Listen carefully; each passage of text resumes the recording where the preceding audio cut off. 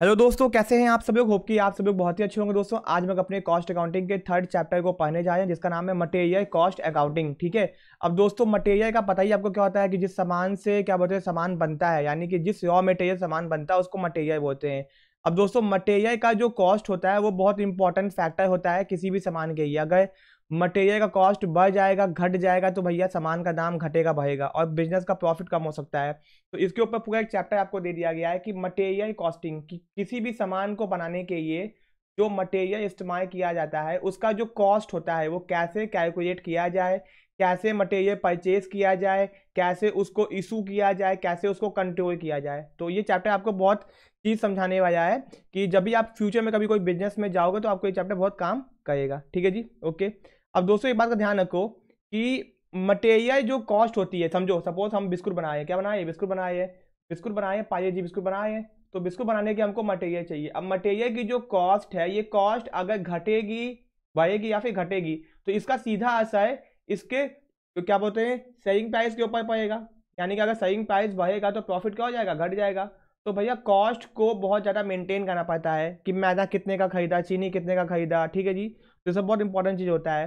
तो एडिक्वेट यानी कि भरपूर and proper control of material and supply work in progress and finish goods and inventory from time production is plan. यानी कि हम लोग को बहुत ज़्यादा ध्यान देना पड़ेगा, मटेरियल को कंट्रोल करना पड़ेगा। जो सप्लाईज आती हैं, जो वर्क इन जो काम हो रहा है, मानो बिस्कुट बन रहा है, बनते बनते ना खराब हो जाए, जो बन के रेडी है, जो भी एकदम एकदम एग्जैक्ट रेडी है। ठीक है जी, फिर उसको बेचना, शिप करना, important features of cost accounting system. ये हमारे अकाउंटिंग सिस्टम का बहुत ज़्यादा इंपॉर्टेंट पार्ट होता है कि भैया सामान को बनाने से सामान को बेचने तक का more than 50% of the total cost of the product or the job is generally the cost of material. यानी कि किसी भी सामान का जो मैक्सिमम कॉस्ट होता है, यानी कि 50% से ज़्यादा खर्चा वो उसके मटेरियल पे होता है। ठीक है जी, हर बिजनेस के अंदर। Therefore a control of cost of material is quite essential. इसीलिए उसको कंट्रोल करना बहुत जरूरी है। यानी कि अब भैया सामान का कॉस्ट है, अब सामान के कॉस्ट को कंट्रोल नहीं करेंगे तो क्या होगा, हमारा प्रॉफिट कम हो सकता है ना।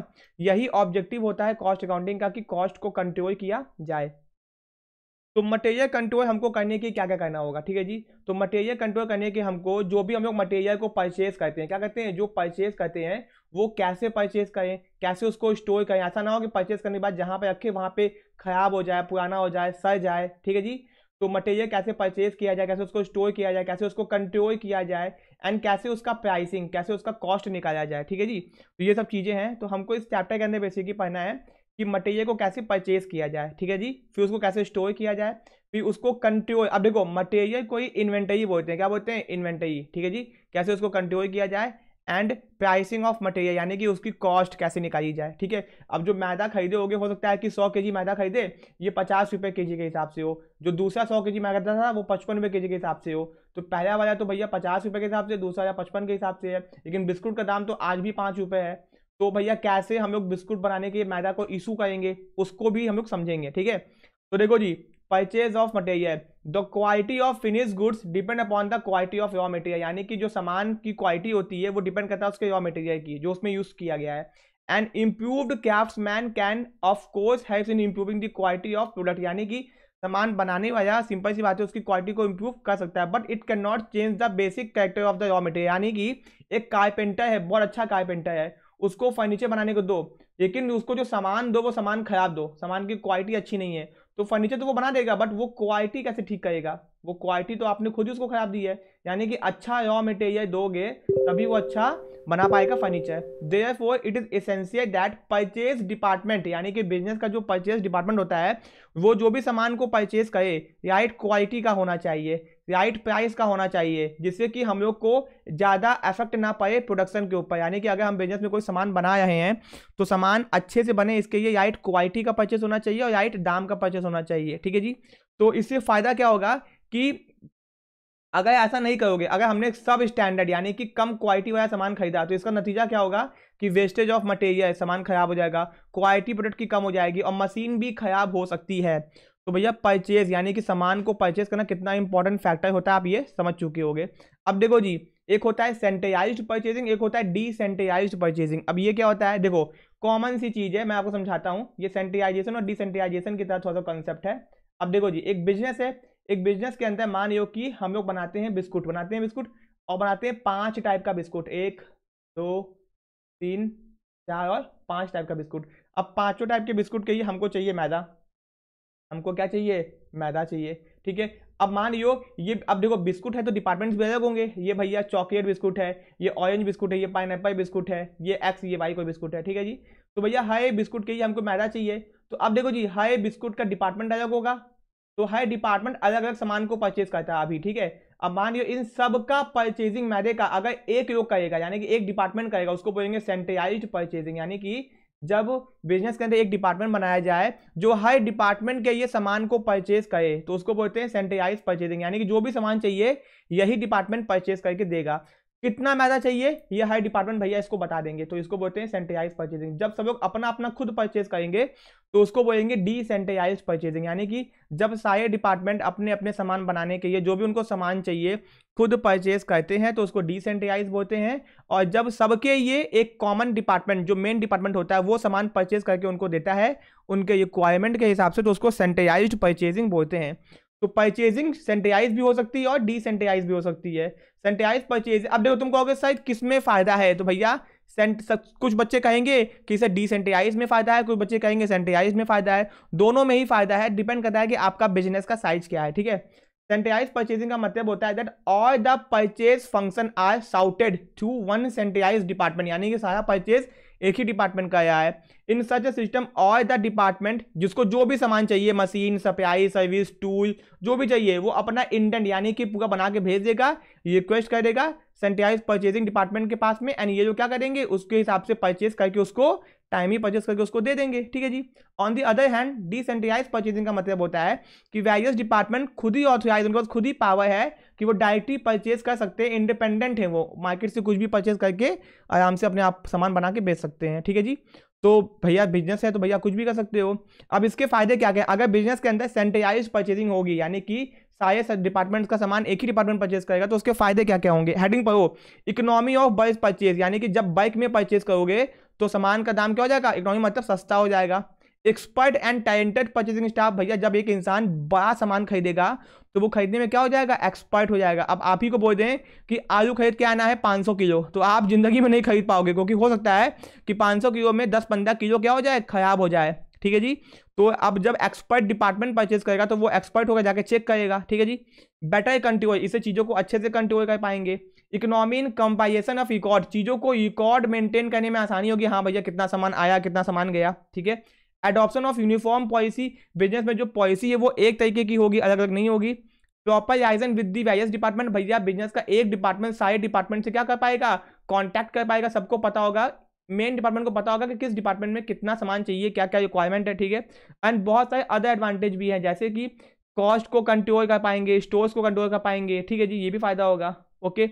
अब डिसएडवांटेज क्या है, डीए इन परचेजिंग, भैया जो सेंट्रलाइज डिपार्टमेंट है जब तक कि सारे डिपार्टमेंट से उनका ऑर्डर नहीं आ जाएगा तब तक वो परचेज नहीं कर पाएगा, यानी कि परचेज करने में डीए होगा। मान लियो किसी बिस्कुट की डिमांड बहुत ज्यादा है और उसका प्रोडक्शन नहीं हो पाया, इसने अपना ऑर्डर भेजा, भैया सेंट्रलाइज डिपार्टमेंट हमको सामान खरीद के दो, लेकिन ये क्या है, रुक जाओ भैया बाकी लोगों को कोई भेजने दो, जब तक बाकी अपना भेजेंगे नहीं तब सामान कैसे परचेज करेगा, तो डीए होगा। इनिशियल कॉस्ट, स्टार्टिंग में इसका खर्चा बहुत ज्यादा होगा, मतलब यानी कि अगर आपने अपने बिजनेस में सेंट्रलाइज परचेजिंग की तो हो सकता है स्टार्टिंग में खर्चा आपका ज्यादा हो जाए, ठीक है जी। इंक्रीज इन ट्रांसपोर्टेशन कॉस्ट, भैया सामान ज्यादा खरीदोगे तो जाने में ट्रांसपोर्ट लगेगा ना जी, तो ट्रांसपोर्ट का खर्चा भी तो ऐड हो गया, ठीक है। हो सकता है कि मिसअंडरस्टैंडिंग हो जाए, किसी को कुछ चाहिए आपने कुछ मंगा दिया, हो सकता है। नो लोकलाइज परचेजिंग, अब देखो जब हम लोग छोटा छोटा सामान खरीदते हैं तो अपने अगल बगल लोकल जगह से खरीदते हैं, लेकिन जब ज्यादा सामान खरीदते हैं तो हम उस जगह जाते हैं जहां पे भैया वो सामान सस्ता मिलता है। तो जब लोकल परचेजिंग नहीं करोगे, कभी इमरजेंसी आ गई तो इमरजेंसी में सामान कहाँ से परचेज करोगे, तब तो आपको तो भैया वहीं जाना पड़ेगा, क्योंकि आप तो सामान बल्क में खरीदते हो, मेन मार्केट से खरीदते हो, और लोग इमरजेंसी कंडीशन में लोकल मार्केट तो आप जाते ही नहीं हो, तो क्या करोगे जी, तो ये भी दिक्कत है। और लोकल सामान जब खरीदते हैं तो हमको आसानी से उसके बेनिफिट्स मिलते हैं, कोई दिक्कत समस्या आए तो तुरंत चेंज हो जाता है। बट अगर ज़्यादा सामान के लिए हमको हैवी मार्केट में जाना होता है, होलसेल मार्केट में, और वहाँ पे भैया आपको टाइम लगेगा चीज़ें, क्योंकि वहाँ पे थोक में कोई काम होता नहीं है, सब कुछ क्या तो फुटकर में कोई काम नहीं होता है, वहाँ पे सब कुछ होलसेल में होता है, तो वहाँ पे आपको दिक्कत भी आएगी, ठीक है जी। तो ये आपका दोस्तों हो गया, तो ये आपको समझ में आ गया। एग्जाम में अगर पूछेगा कि सेंट्रलाइज परचेजिंग क्या होती है तो आप आराम से बता दोगे, एंड दोस्तों डिसेंट्रलाइज भी बता दोगे, ठीक है जी। डिसेंट्रलाइज का एडवांटेज डिसएडवांटेज नहीं दिया है। अब दोस्तों परचेज साइकिल, यानी कि जब भी एक इंसान परचेज करता है, आप कहोगे सर ये मेरे सिलेबस में नहीं है, बेटा ये आपके सिलेबस के अंदर ही है, ठीक है जी, ये आपके सिलेबस का ही पार्ट है, क्योंकि सिलेबस के अंदर साफ साफ लिखा हुआ है। मैं आपको सिलेबस भी एक बार दिखा देता हूँ। ये आपका सिलेबस है, ठीक है, ये आप यहाँ पे अपना सिलेबस देखो, यहाँ क्या गया है, यहाँ पे क्या आया है कि मटेरियल परचेज बोल दिया ना। अब जब परचेज बोल दिया तो कैसे परचेज करते हैं पूरा इसका स्टेप्स पूछेगा ही पूछेगा, ठीक है, तो हमको ये पढ़ना पड़ेगा। अब ये मत कहना कि सर नहीं पढ़ना है, ये पढ़ना आपके सिलेबस का पार्ट है। तो परचेज साइकिल क्या होता है, ठीक है जी, परचेज साइकिल का दोस्तों मतलब क्या होता है, परचेज साइकिल का मतलब होता है कि कैसे हम लोग परचेज करते हैं। तो हेडिंग आप केवल देख लो, आपका काम आसान हो जाएगा। सबसे पहले क्या करना होता है कि इनिशिएटिंग द परचेज, परचेज को स्टार्ट करते हैं, यानी कि मान लो कोई डिपार्टमेंट है उसको सामान परचेज करना है। The following person initiate the purchase, तो कौन सामान को परचेज करने के प्रोसेस को स्टार्ट करेगा। The store keeper to make up his stock. अब देखो जी, आपका बिजनेस में देखो एक तो बिजनेस है, ये बिजनेस है, इस बिजनेस की भैया फैक्ट्री है, क्या है जी, फैक्ट्री है, ठीक है जी, फैक्ट्री है, इसमें सामान बन रहा है, ठीक है जी। अब इसमें एक तो स्टोर है, क्या है जी, स्टोर, स्टोर के अंदर बैठा होगा स्टोर कीपर, जिसको पता है कि कितना सामान है कितना सामान नहीं है। तो स्टोर कीपर प्रॉपर लिस्ट बनाएगा कि कितना स्टॉक है कितना स्टॉक नहीं है।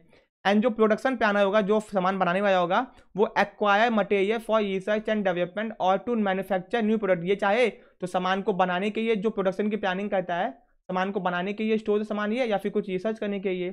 The department had to acquire such material which do not form part of store list, that is such material are not usually kept in a store room. यानी कि इसमें होता क्या है कि आपको लिस्ट बनानी होती है कि कितना सामान स्टोर के अंदर रखा हुआ है, कितना सामान प्रोडक्शन प्लानर यानी कि जो सामान बनाने वाला है वो मांग के लेके गया है, और कितना सामान है जो कि हमारे काम का नहीं है या फिर जो कि बेफालतू का पड़ा हुआ है स्टोर रूम के अंदर। ये सब भी हमको पता होना चाहिए, हर एक चीज़ का लिस्ट हमारे पास में होना चाहिए, ठीक है जी, ये आपका हो गया।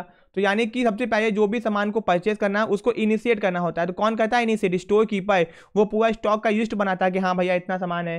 फिर प्रोडक्शन प्लानर है, वो क्या करता है, प्लानिंग करता है। अब देखो अगर आपको यही याद है, बस ये पॉइंट भी याद है, तो भी आपका काम हो जाएगा कि सबसे पहले स्टोर कीपर लिस्ट बनाता है कितना स्टॉक है और कितना स्टॉक नहीं है हमारे स्टोर के अंदर, ठीक है जी। अब उसके बाद जब उसको पता चला कि भैया हाँ अच्छा सामान कम हो गया है, तो वो क्या करेगा, परचेज का रिक्वेस्ट डालेगा।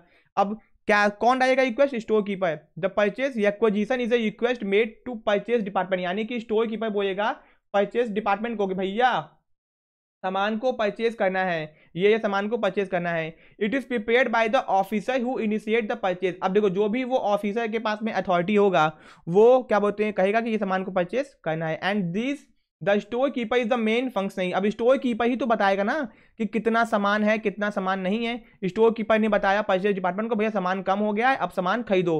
परचेज डिपार्टमेंट का जो ऑफिसर होगा वो सामान को खरीदने का प्रोसेस को स्टार्ट कर देगा। ही इनलिस्ट और such article in form of whose stock balance have come down in ordering point. अब देखो जी, स्टॉक का बैलेंस होता है, यानी कि स्टॉक देखो एक होता है मैक्सिमम, मिनिमम एंड लो। यानी कि मैक्सिमम में कि ये स्टॉक बहुत मैक्सिमम है वहीं पे अपने कि बहुत स्टॉक है हमारे पास। मिनिमम यानी कि ये कम हो गया है, और लो यानी कि ऑर्डर, अब इसको ऑर्डर करने का समय आ गया है।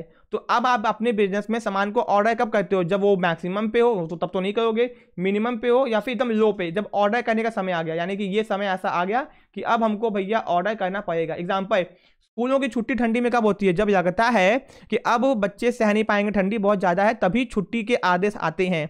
तो बिजनेस में किसी सामान को ऑर्डर कब करना है, खरीदना कब है, तो ऑर्डर पॉइंट होता है जब सामान खत्म होने लगता है, तो वो हम लोग बना के रखते हैं बिजनेस के अंदर। वो हर बिजनेस अपने हिसाब से बनाता है कि कितना उसको सामान की नीड है, ठीक है जी।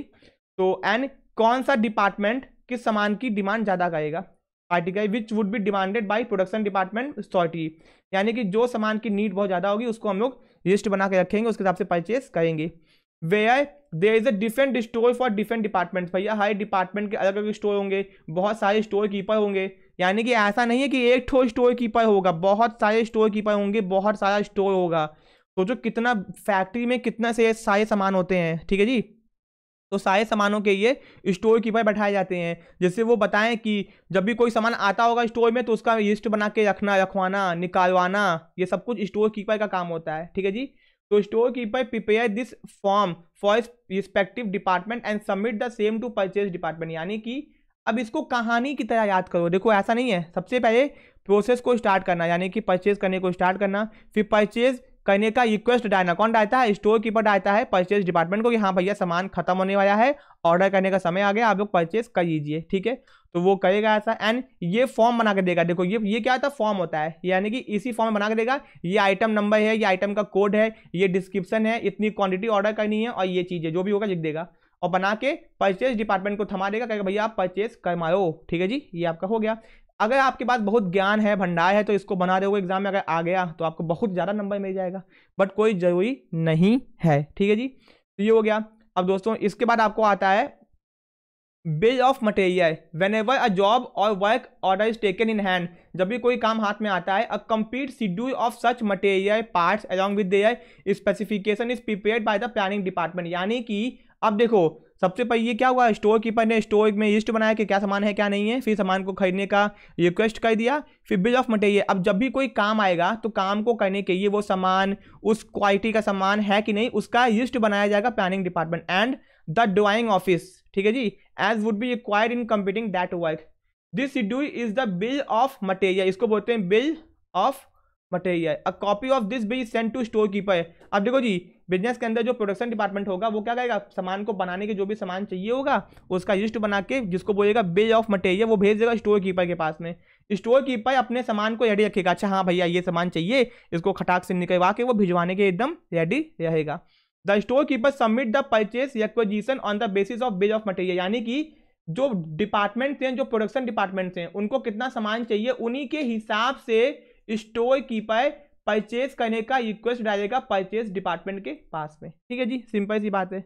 अब दोस्तों ये तो हो चुका। अब deciding in important factor related to purchase, यानी कि परचेज करते कुछ बातों का ध्यान रखेंगे कि क्या परचेज करना है, कब परचेज करना है, कितना परचेज करना है, बस हेडिंग याद करो, ठीक है जी, ओके। अब भैया सामान को बेचने वाले सप्लायर बहुत सारे होते हैं कि हमको ए से खरीदना है कि बी से खरीदना है कि सी से खरीदना है कि डी से खरीदना है, ये डिपेंड करता है और ये हमको डिसाइड करना पड़ता है। तो after receiving the purchase acquisition the next step is to select the supplier, कि हमको किससे सामान मंगाना है, ठीक है जी।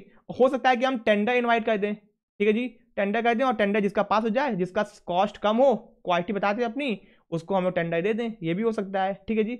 जैसा आप चाहो वैसा कर सकते हो। फिर आपको जो पसंद है उसको चूज कर लो, फिर उसको ऑर्डर दे दो परचेज का कि भैया सामान हमको दो, उसको आपने ऑर्डर दिया एंड फॉलोअप करो।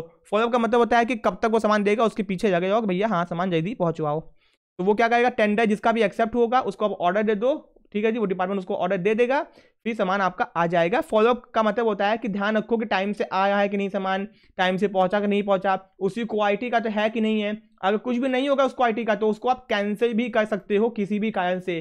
टेंडर को कैंसिल किया जा सकता है कि भैया आपने इस क्वालिटी का सामान नहीं दिया, टाइम पे नहीं दिया, कंडीशन पूरी नहीं की, ऐसे पैकेज नहीं किया, ठीक है जी। अब आपका सामान आएगा आपके पास में, ये आप गुड्स को क्या करोगे, रिसीव करोगे।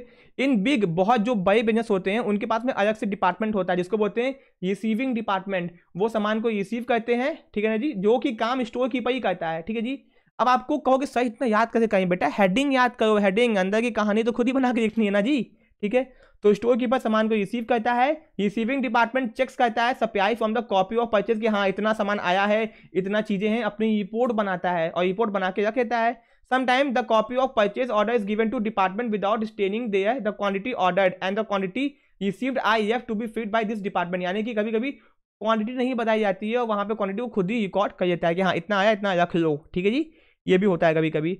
चलो सामान आ गया, अब सामान का इंस्पेक्शन होता है, ठीक है जी। The inspection department makes a inspection of the goods, check करता है कि क्वालिटी का है कि नहीं भैया, उस स्पेसिफिकेशन का है कि नहीं, सब कुछ चेक करता है, ठीक है ना जी।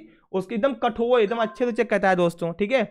फिर दोस्तों पासिंग इनवॉइसेस फॉर पेमेंट, अब भैया जो सामान आ गया है उसका बिल भी आया होगा, अब उसका पेमेंट करवाने की बारी आ गई। The invoices received from supplier, जो जिसने सामान दिया है वो अपना बिल थमाएगा, भैया हमारा पैसा दिलवा दो। तो वो स्टोर अकाउंट के पास में जाएगा जो कि चेक करेगा सब कुछ, कोटेशन चेक करेगा, कॉपी अपने पास में, परचेज ऑर्डर जो दिया गया था वो भी रखेगा, सामान आ गया उसकी कॉपी भी रखेगा, क्वालिटी क्वांटिटी सब कुछ चेक करेगा, उसकी रिपोर्ट भी अपने पास में रखेगा। कैलकुलेट करने के बाद में वो इनवॉइस को अप्रूव कर देगा एंड सेंड टू पे डिपार्टमेंट की, ये डिपार्टमेंट क्या कर देगा, पैसा पेमेंट कर देगा टाइम के हिसाब से, अगर कोई डिस्काउंट है तो उसको काट के पेमेंट कर देगा। तो ये था भैया आपका सामान को परचेज करने का तरीका जो कि मैंने आपको बता दिया, ठीक है जी। तो इसमें कुछ भी नहीं है, 8 तो हेडिंग्स हैं, केवल याद करना, काम आपका हो जाएगा। अब दोस्तों स्टोर ऑर्गेनाइजेशन एंड कंट्रोल, तो आपसे एग्जाम में पूछेगा जो स्टोर कीपर होता है। अब अगर आपको नहीं भी पता ना यार तो आप बना के लिख दोगे, ठीक है ना जी, इतना कुछ नहीं है। स्टोर ऑर्गेनाइजेशन एंड कंट्रोल, तो स्टोर कीपर कौन होता है, उसके फंक्शंस क्या क्या होते हैं, उसकी ड्यूटीज क्या क्या होती हैं। ये स्टोर कीपर वो होता है जो स्टोर को मैनेज करता है, जो परचेज डिपार्टमेंट को कहता है भैया रिक्वेस्ट करता है कि सामान को परचेज करना है, ऑर्डर सामान कम हो गया है। तो store keeper is the person who is responsible for the managing all the store functions, that is की सामान को परचेज करना, वॉटेवर जो भी काम स्टोर के अंदर होते हैं। अब देखो जी, after the material are checked by the receiving department and approved by the inspection department, they are given to storekeeper. सामान किसके पास में आ गया, स्टोर कीपर के पास में आ गया, और स्टोर कीपर ने स्टोर कीपिंग कर दिया, यानी सामान को अच्छे से पूरा रखवा दिया स्टोर के अंदर, ठीक है। Store keeping is a function of store keeper. ये स्टोर कीपिंग किसका काम होता है, स्टोर कीपर का काम होता है, जो कि मेंटेन करता है स्टॉक को, स्टॉक सही से रखा है कि नहीं, सही से भैया अच्छे से रखा है कि नहीं, क्योंकि सामान को खरीद के उसको अच्छे से रखना भी होता है, वरना सामान खराब हो जाएगा। ये किसकी रिस्पॉन्सिबिलिटी होती है, स्टोर कीपर की रिस्पॉन्सिबिलिटी होती है फॉर दी सेफ रिसिप्ट, की अच्छे से सामान को रिसीव करो एंड अच्छे से उसको स्टोर करो, और जब मांगा जाए तो उसको इशू करो, जब मांगा जाए तो उसको क्या करो, इशू करो। तो इसको स्टोर करने की, रिसिप्ट सामान को रिसीव करने की, सामान को स्टोरेज करने की, सामान को इशू करने का रिस्पॉन्सिबिलिटी होता है आपका किसका, स्टोर कीपर का, ठीक है जी। अब उसकी ड्यूटीज क्या क्या होती है भैया, ड्यूटीज बताने की क्या जरूरत है, सामान को रिसीव करना, ठीक है जी, डिपार्टमेंट से, एंड चेक करना उसको प्रॉपर अल्मीरा रैक में प्रॉपर जगह पे उसको रखना। फिर जब भी टाइम आए तो मटेरियल को इशू करना, जो भी मांगे भैया कि हमको सामान चाहिए, उससे रिक्वेस्ट नोट लेके उसको सामान इशू करना। मानो कि भैया 5 डिपार्टमेंट हैं, एक डिपार्टमेंट ने कहा कि हमको 50 kg मैदा चाहिए, तो वो उससे उसका रिसिप्ट लेगा कि भैया इसने ऑर्डर जब करेगा तो मुंह से बोल के नहीं करेगा, ये कि भेजेगा कि 50 kg मैदा रिक्वायर्ड, इतने क्वांटिटी का, इतने क्वालिटी का, ये आएगा, उसको रखेगा, फिर इशू कर देगा। टू एंटर वो सारे रिसिप्ट जो भी उसको मिलता है वो अपने पास में रखेगा, ठीक है जी। अब बिन कार्ड क्या होता है, ठीक है जी दोस्तों, बिन कार्ड मैं आपको दिखाऊंगा अभी आगे के क्या होता है।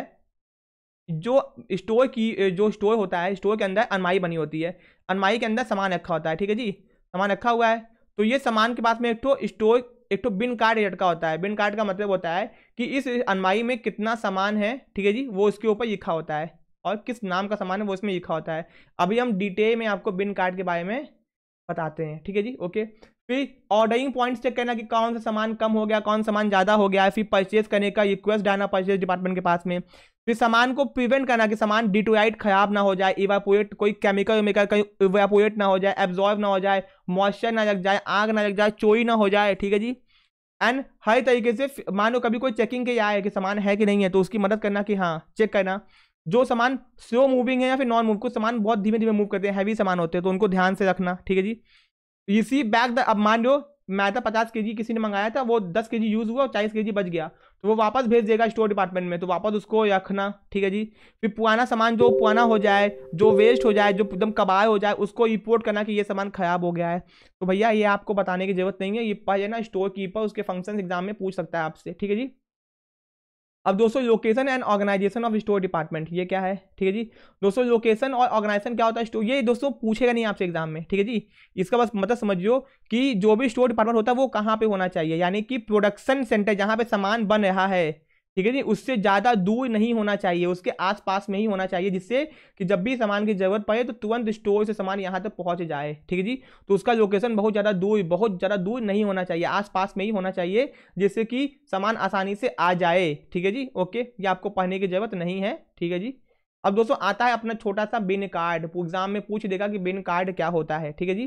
तो दिखाते हैं बिन कार्ड क्या होता है। ये देखो बिन कार्ड का डायग्राम है, इसको देख लो, कुछ भी नहीं है ये।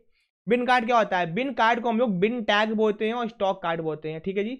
ये एक कार्ड होता है जो कि हमको दिखाता है quantitative record of the receipt, issue and closing balance. अब समझो बात को, मानो एक तो अलमारी है, ठीक है जी, अलमारी के अंदर सामान रखा हुआ है, ठीक है जी। इस अलमारी के बाहर में एक तो कार्ड टंगा होगा जिसको हम लोग बोलते हैं बिन कार्ड, ये लटका हुआ है। इस बिन कार्ड के ऊपर लिखा होगा कि इस अलमारी में क्या बोलते हैं, कितना सामान है, कितनी क्वांटिटी है, ये हमको बताएगा इस सामान के अंदर, ठीक है जी। उसके बाद में इस सामान में कितना हमको सामान रिसीव हुआ था, कितना सामान अभी बचा हुआ है, यानी कि इस अलमारी में टोटल कितना सामान है, ये बिन कार्ड देख के ही हमको समझ में आ जाएगा। या तो ये लटका हुआ होगा या तो कहीं पर रखा हुआ होगा कोने में अलमारी में, ठीक है जी, ओके, आई मैया के पास में, बात समझ आ गया। तो मटेरियल इससे क्या होता है कि हमको एक एक तो चेक नहीं करना पड़ेगा, हमने बस ये कार्ड देखा, बिन कार्ड, यहाँ पे या तो लटका होगा या तो रखा होगा, इसको देखा और हमने चेक किया कि अच्छा हाँ इस सामान में इतना सामान, इस अलमारी में इतना सामान रखा हुआ है, ठीक है जी।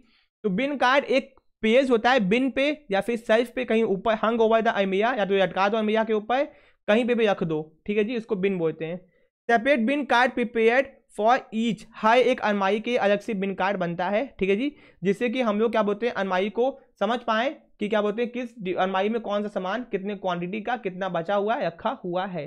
तो बिन कार्ड सिंपल सा एक कार्ड होता है अब दोस्तों, जिसमें हमको सामान की क्वांटिटी, कितना सामान इश्यू हुआ है, कितना सामान इशू किया गया, कितना सामान बचा हुआ है उस अलमारी में, वो सब पता होता है। बस क्वांटिटी, क्या चीज, क्वांटिटी, उसका प्राइस नहीं लिखा होता है, बस क्या लिखा होता है, क्वांटिटी लिखा होता है, ठीक है जी।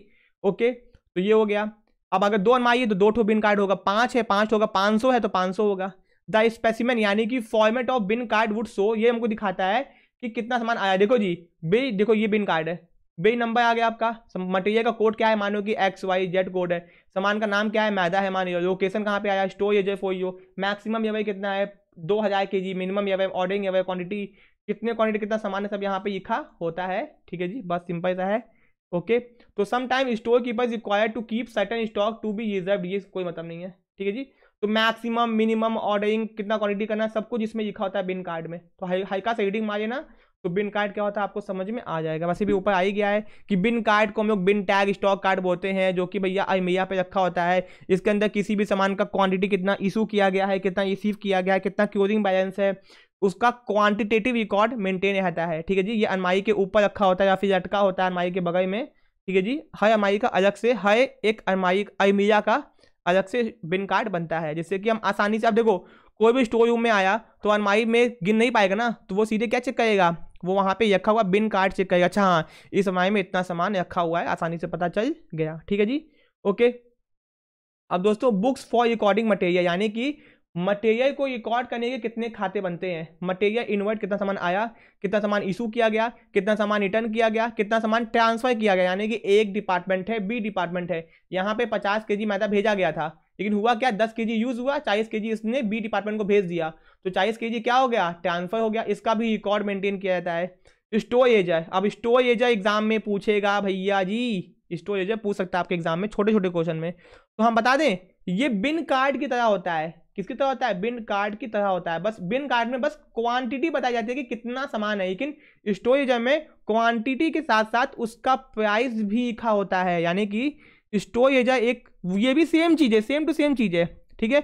बस स्टोरेज की खास बात क्या होती है कि ये भी एक टाइप का कॉपी होती है, किताब होती है, ठीक है जी, जो कि रखी होती है अकाउंटेंट के पास में, जिसमें होता क्या है कि सामान की क्वांटिटी तो लिखी होती है, साथ में उसका प्राइस भी लिखा होता है। Storage is a record of वो सामान जो कि स्टोर में रखा हुआ है, उसकी quantity, both quantity and value, यानी कि उसका प्राइस भी उसके अंदर लिखा होता है, ठीक है जी, जो स्टोर अकाउंटेंट के पास में रखा होता है। ये देखो लिखा हुआ ना, it is similar to bin card, यानी कि बिन कार्ड की तरह होता है, but with the main difference that value of material is shown in the storage, यानी कि इसमें वैल्यू भी उसकी लिखी होती है, यानी कि उसका प्राइस भी लिखा होता है। तो स्टोरेज एक इंपॉर्टेंट बुक होती है जो कि accounts of each item of store में जो भी सामान रखा होता है उसका ये बना होता है, ठीक है, अलग से। The ledger sheet is known as store record card बोलते हैं इसको। ये लूज ई फॉर्म बाइंडर, यानी कि किताब के फॉर्म में होता है, रजिस्टर के फॉर्म में होता है, ठीक है जी, कागज के फॉर्म में होता है, किसी भी फॉर्म में हो सकता है, ठीक है जी, आसानी से। ओके, ये आपका हो गया।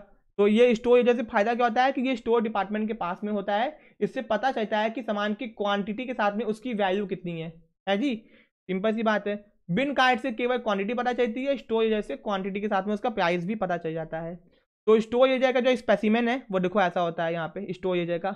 तो अगर सर कितना फॉर्मेट बनाएंगे, भैया फॉर्मेट बनाने को हम नहीं बोल रहे, बस देख लो, ठीक है जी।